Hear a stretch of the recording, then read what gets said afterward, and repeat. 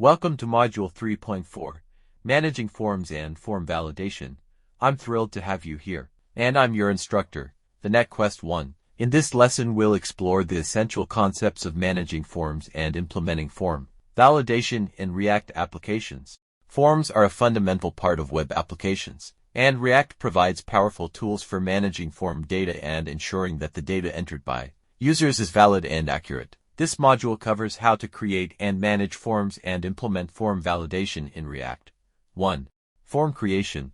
Creating forms in React is similar to creating HTML forms, but with some additional features for handling form data and updates. You can create forms with various input elements, such as text inputs, checkboxes, radio buttons, select dropdowns, and text areas.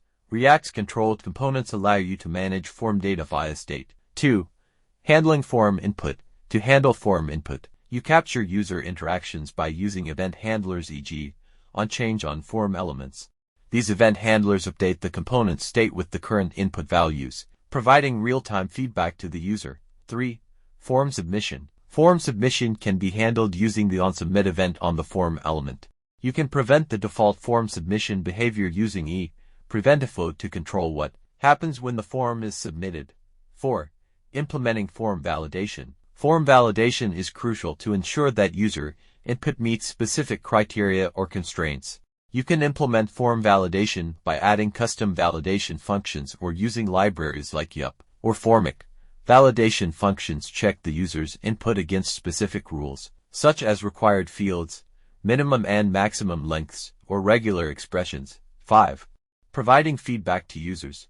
Providing feedback to users is essential for a good user experience. You can display error messages, warnings, or success messages based on the validation results. React components can conditionally render these messages based on the validation status. 6.